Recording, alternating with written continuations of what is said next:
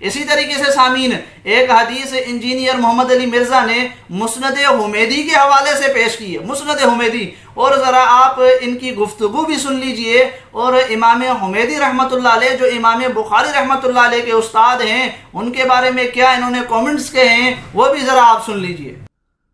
بلکہ اس میں صرف یہ لکھا ہے کہ سیدنا علی کہتے ہیں،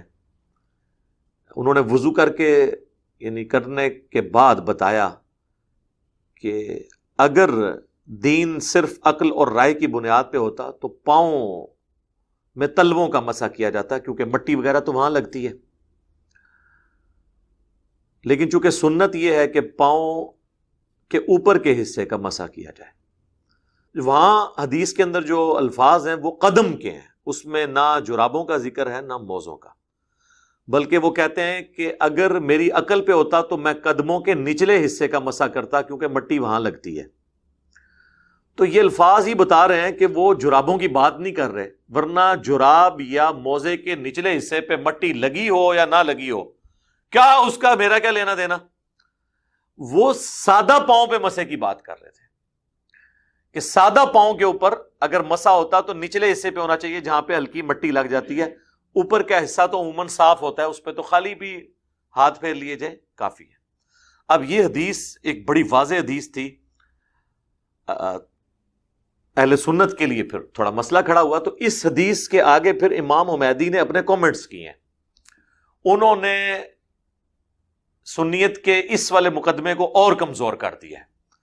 انہوں نے پتہ کیا کومنٹس کیے ہیں؟ انہوں نے کہا کہ یہ جو حدیث میں حضرت علی پاؤں کے مسح کی بات کر رہے ہیں نا،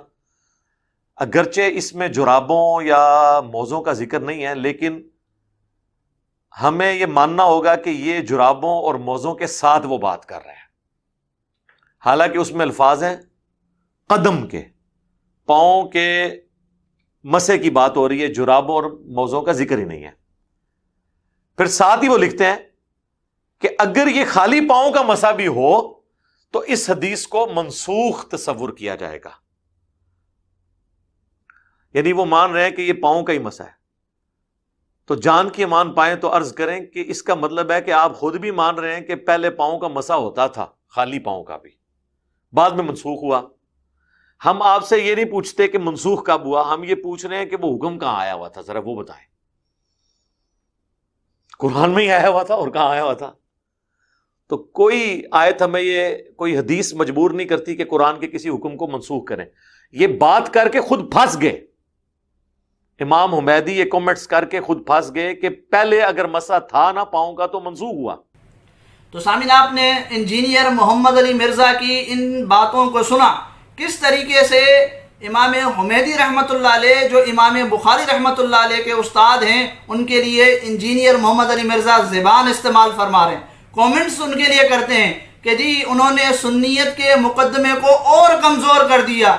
اچھا جی، انجینئر محمد علی مرزا آپ ذرا اہل سنت والجماعت کے سامنے آ کر بیٹھے تو صحیح نا، آپ ہمارے سامنے بیٹھ نہیں سکتے اور امام بخاری رحمۃ اللہ علیہ کے استاد کے لیے کہتے ہیں کہ جی انہوں نے سنیت کے مقدمے کو اور کمزور کر دیا۔ واہ! پھر اسی طریقے سے کہتے ہیں سامعین، امام حمیدی رحمۃ اللہ علیہ کے لیے انہوں نے جو دوسری بات کہی اس حدیث کے متعلق کہ وہ پھنس گئے، امام حمیدی رحمۃ اللہ علیہ کے لیے کہتے ہیں کہ یہ بات کر کے تو یہ پھنس گئے۔ اچھا جی، آپ امام حمیدی رحمۃ اللہ علیہ کو پھنسائیں گے؟ انجینئر محمد علی مرزا ہم آپ کو دعوت دیتے ہیں، ذرا آپ ہمیں بھی بلائیں، پھر ہم آپ سے بات کرتے ہیں، پھر عوام الناس کو پتہ لگے نا کہ کون پھنستا ہے۔ بہرحال سامعین، آ جائیں اس طرف کہ امام حمیدی رحمۃ اللہ علیہ کی ان باتوں کے متعلق جو انجینئر محمد علی مرزا نے شیعہ والا ذہن رکھ کے عوام الناس کو مغالطہ دیا، اس کی حقیقت ذرا دیکھ لیجئے۔ سامعین، یہ امام حمیدی رحمۃ اللہ علیہ نے اس حدیث کے متعلق دو باتیں کہیں۔ ایک بات تو یہ کہی کہ یہ حدیث موضوع پر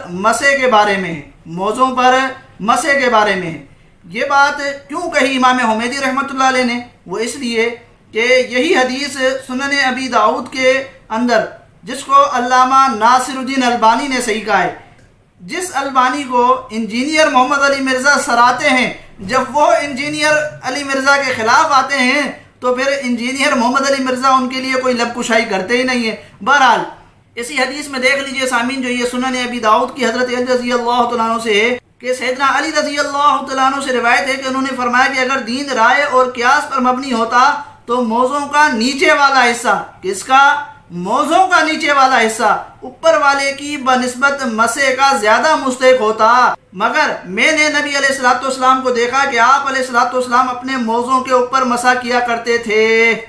اب اس حدیث میں دیکھیں سامعین کہ موزوں کا لفظ صاف موجود ہے، تو اس حدیث کی بنا پر امام حمیدی رحمۃ اللہ علیہ نے کہا کہ وہ حدیث موزوں پر مسے کے بارے میں ہے، اور ظاہر ہے ایک محدث اپنی حدیث کو زیادہ بہتر جانتا ہے۔ اسی طرح سامعین سنن ابی داؤد والی حدیث کو انجینئر محمد علی مرزا کے بقول اگر علی زئی نے ضعیف کہا ہے تو انہوں نے اس حدیث کے متن کو تو صحیح کہا ہے نا، اس حدیث کے متن کو صحیح کہا ہے۔ چلیں آپ اس حدیث کی سند کو علی زئی کے بقول، جبکہ حافظ زبیر علی زئی کی بات ہمارے لیے حجت نہیں،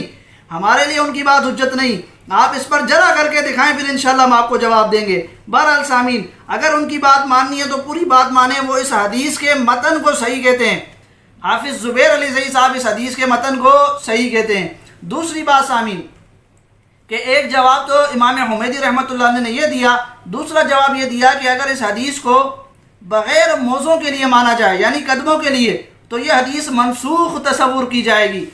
یہ حدیث منسوخ تصور کی جائے گی جس میں حضرت علی رضی اللہ تعالیٰ عنہ نے نبی علیہ الصلوۃ والسلام کا یہ عمل نقل کیا۔ اب یہاں سامعین انجینئر محمد علی مرزا کہتے ہیں کہ امام حمیدی رحمۃ اللہ علیہ پھنس گئے کہ وہ حکم کہاں ہے، وہ حکم کہاں ہے پاؤں پر مسا کرنے والا، کہتے ہیں کہ جی وہ قرآن کا وہی حکم ہے، وہ قرآن کا وہی حکم ہے۔ تو انجینئر محمد علی مرزا اس طرح کی بات نہیں ہے، اس طرح کی بات نہیں ہے۔ کیوں؟ آپ دیکھ لیجئے سامعین، اور مرزا بھی سمجھ لے کہ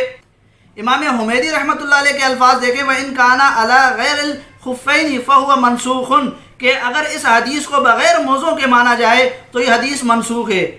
یعنی اگر کوئی اس حدیث کو موزوں کے لیے نہیں مانتا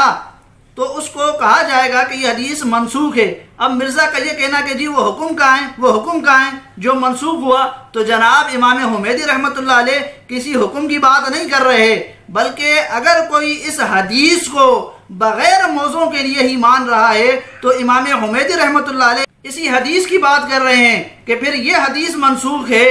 امام حمیدی رحمۃ اللہ علیہ نے کوئی قرآن کی آیت کی بات نہیں کی، مرزا نے زبردستی کھینچ تان کر اپنا خود ساختہ مطلب نکالنے کی کوشش کی اور عوام الناس کو مغالطہ دینے کی کوشش کی ہے۔ تو امام حمیدی رحمۃ اللہ علیہ نے تو اس حدیث کو منسوخ قرار دیا ہے۔ اب کس بنا پر؟ ایک تو وہی حدیث جس میں ایڑیاں خشک رہنے پر وعید بیان ہوئی ہے کہ ایک طرف تو نبی علیہ الصلوۃ والسلام ایڑیوں کے خشک رہ جانے پر وعید بیان فرمائے، اور پھر آپ علیہ الصلوۃ والسلام کا اگر یہ عمل نقل کیا جائے کہ آپ علیہ الصلوۃ والسلام نے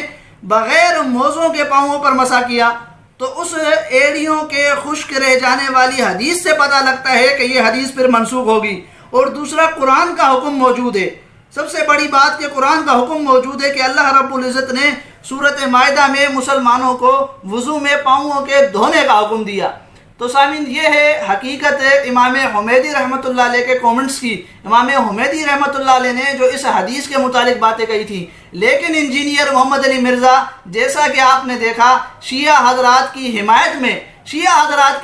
میں اس طرح کی انہوں نے باتیں کی ہیں، تو وہ امام حمیدی رحمۃ اللہ علیہ کے ان کومنٹس کو کس طریقے سے عوام الناس کے سامنے صحیح طور پر نقل کریں گے؟ کبھی نہیں نقل کریں گے صحیح طور پر، اور نہ ان کا صحیح مطلب بتلائیں گے عوام الناس کو۔ بہرحال سامعین آخر میں ہم انجینئر محمد علی مرزا کی آپ کو تھوڑی علمی حیثیت بھی دکھاتے چلیں کہ انجینئر محمد علی مرزا جو امام حمیدی رحمۃ اللہ علیہ کے متعلق کہتے ہیں کہ انہوں نے سنیت کے مقدمے کو اور کمزور کر دیا، اور امام حمیدی رحمۃ اللہ علیہ کے لیے کہتے ہیں کہ جی وہ پھنس گئے۔ امام حمیدی رحمۃ اللہ علیہ جو امام بخاری رحمۃ اللہ علیہ کے استاد ہیں، ان کے لیے تو اس طرح کی باتیں کرتے ہیں، اور خود ان کا اپنا علمی لیول کیا ہے انجینئر محمد علی مرزا کا، ذرا وہ بھی آپ ان سے سن لیجئے۔ اہل سنت یہ کہتے ہیں کہ یہ ضمیر لوٹتی ہے پچھلی طرف، کیونکہ یہاں پر ارجولیکم نہیں آیا، ارجولکم آیا، چونکہ پہلے آیا تھا ایدیکم، تو یہاں آیا ہے ارجولکم۔ یہ میں عربی لنگوسٹک میں بات کر رہا ہوں، اس لیے اس کی ضمیر پیچھے کی طرف لوٹ جاتی ہے۔ تو سامعین آپ نے سنا، اب یہ جو انجینئر محمد علی مرزا نے اہل سنت والجماعت کی بات نقل کی اس سورۃ مائدہ کی آیت کے تحت سامعین، تو آپ کسی جو ہے وہ عربی سے شد بدھ رکھنے والے کے پاس چلے جائیں، وہ آپ کو بتا دے گا کہ یہاں ایسی کوئی ضمیر نہیں ہے جو پیچھے لوٹ رہی ہو،